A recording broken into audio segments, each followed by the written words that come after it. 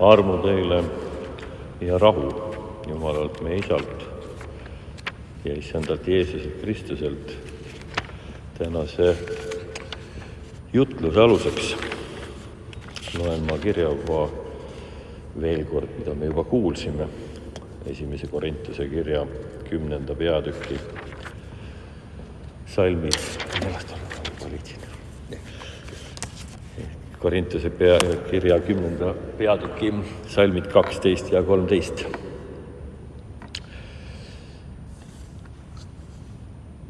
Niisiis, kes enese arvab seisvat, vaadaku, et ta ei langeks. Senini pole teid tabanud muu kui inimlik kiusatus, aga Jumal on ustav, kes ei luba teid kiusata rohkem, kui te suudate taluda, vaid koos kiusatusega valmistab ka väljapääsu, nii et te suudate taluda. Aamen.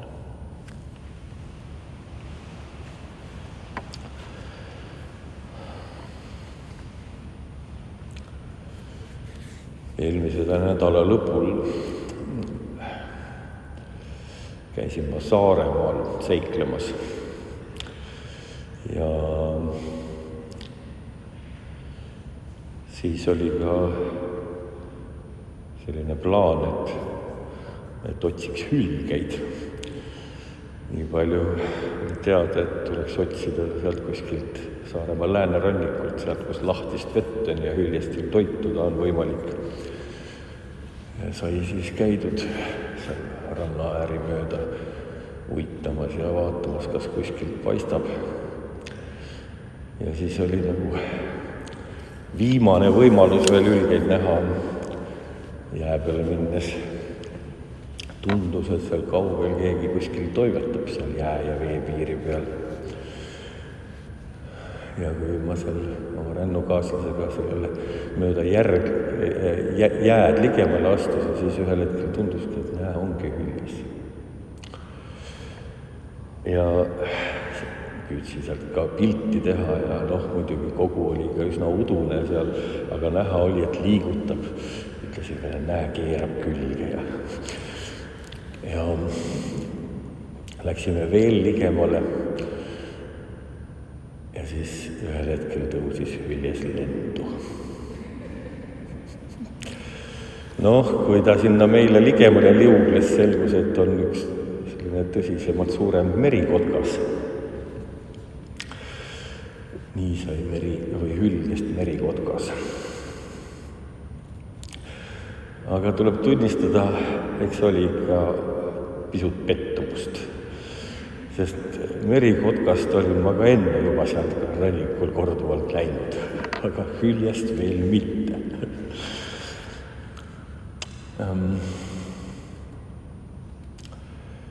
Paulus selles tekstis juhib tähelepanu,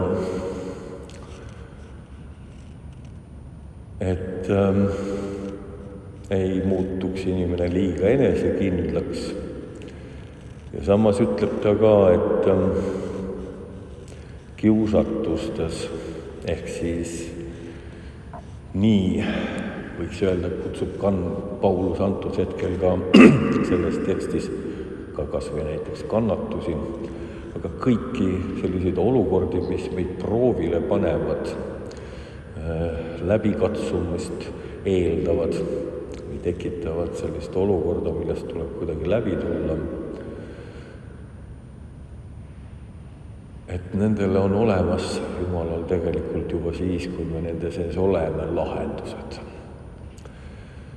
Ainult küsimus on, kuidas nende lahendusteni jõuda ja siin Paulus vastandub selgelt, nii nagu ta ka Korintuse kirjas üldse, 1. Korintuse kirjas püüab vastanduda kuidagi inimlikule loogikale ja mõtlemisele. Paulus tuli Korintusesse tõenäoliselt peale Ateenat, Korintuse kogudust looma.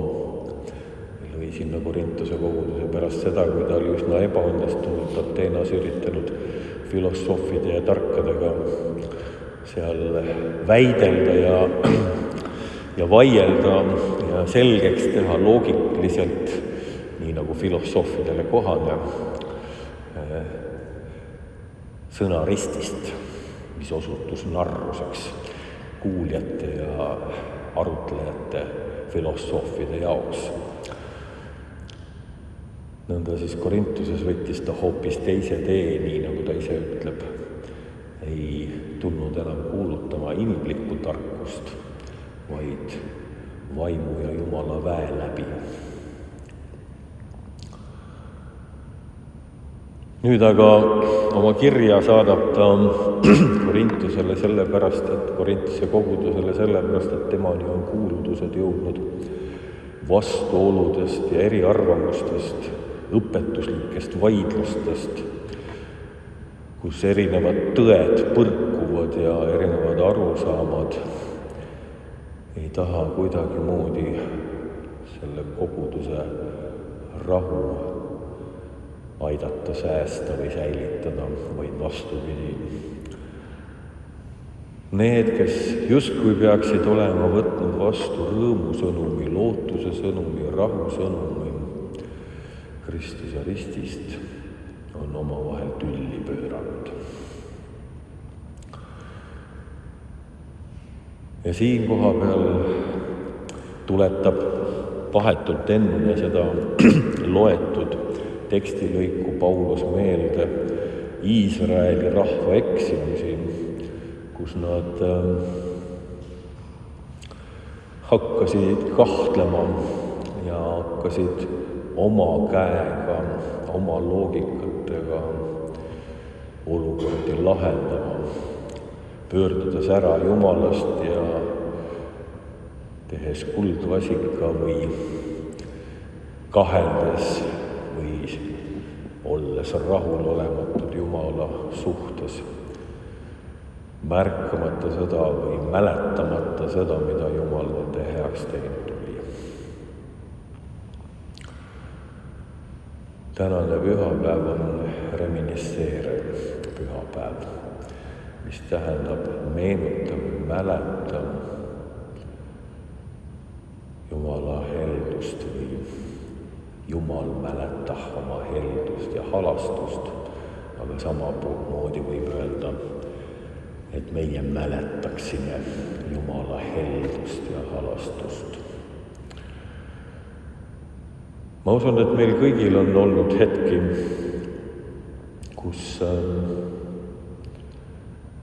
nii-öelda sein on püsti ees ja lahendused ei taha kuidagi tulla, vaid pigem vastupidi. Kõik teed jooksevad kusagile udusse või segadusse, järjest suuremasse. Ja kui mõelda praeguse aja pealegi, on siin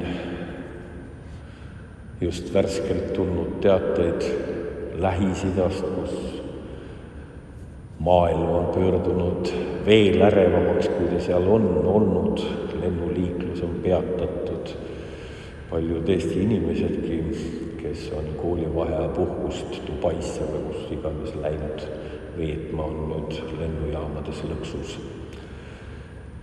Ja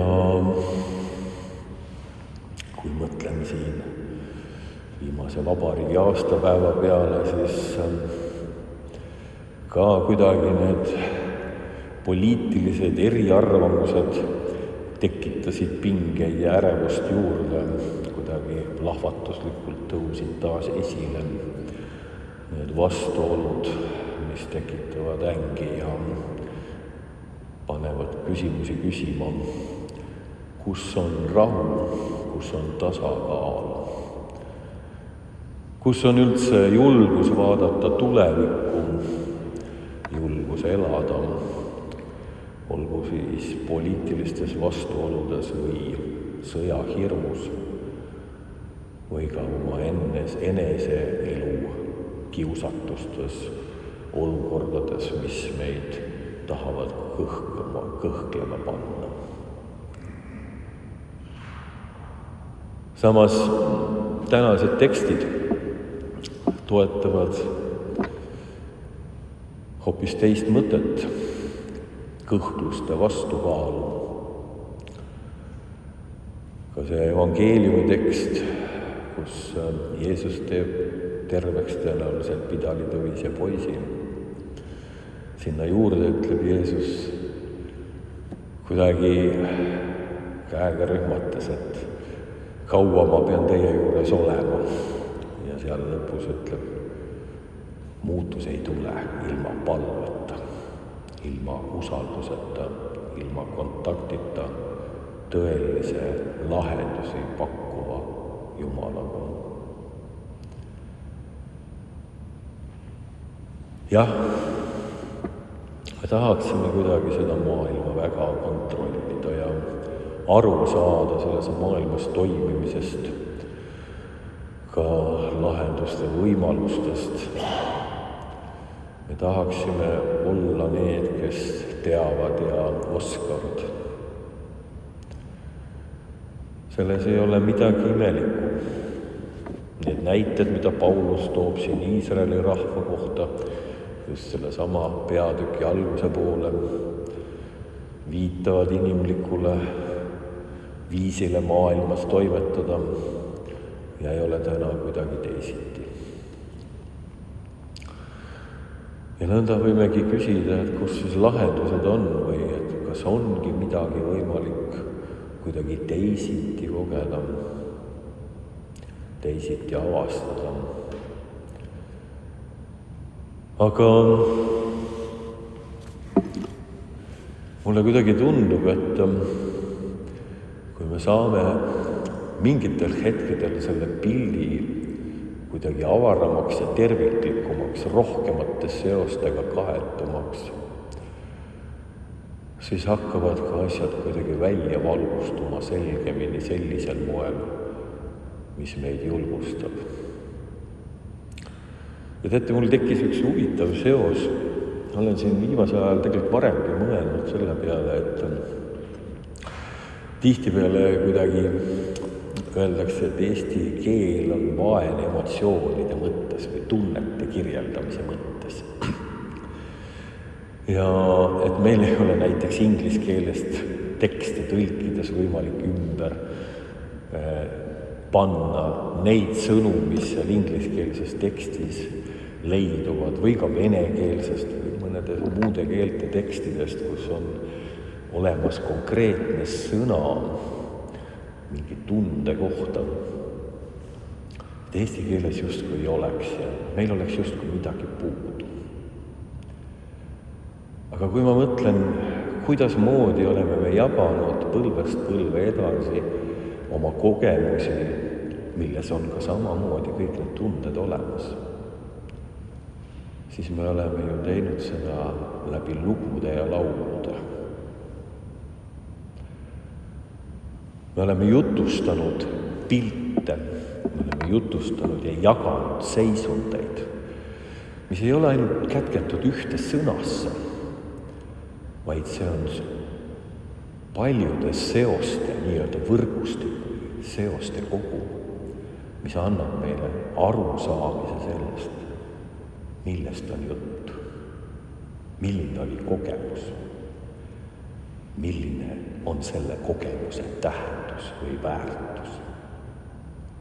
Ja läbi selle oleme õppinud tarkusi ja mõistma seda maailma mitmekesises seoste hulgana või seoste kogumine.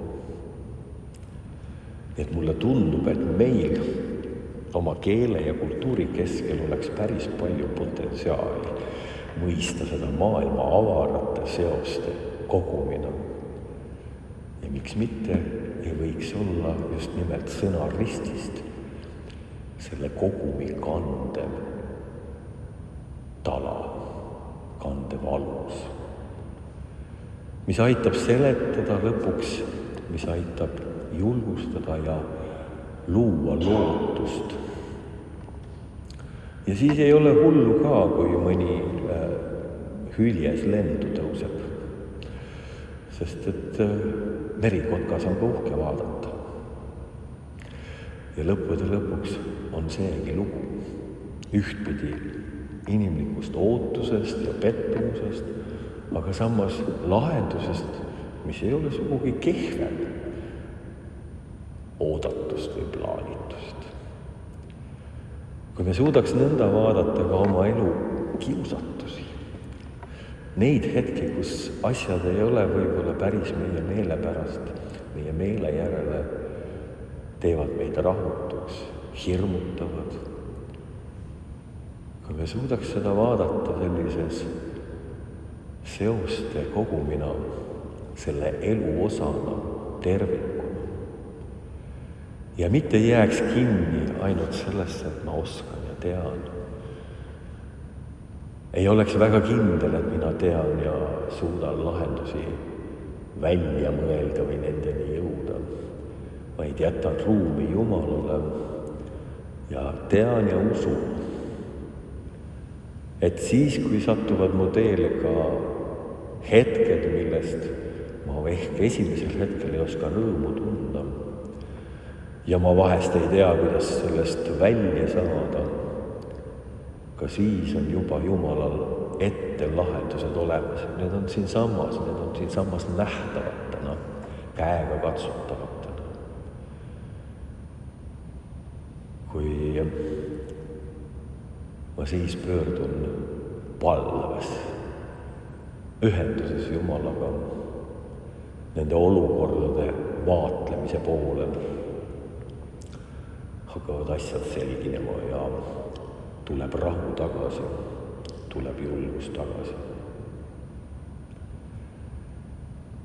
Ja siis on ehk kasu ka sellest, kui meenutame, kuidas Jumal on läbi aegade inimesi kandnud, lahendusi pakkunud, kuni oma poja saatmise ja tema ülestõusmise nii välja. Kuidas ka Jumal on minu enda elus pakkunud lahendusi. Vahest ma olen ehk unustanud, siis on põhjust neid taas meenutada. Ja läbi nende meenutuste ennast julgustada. Aamen.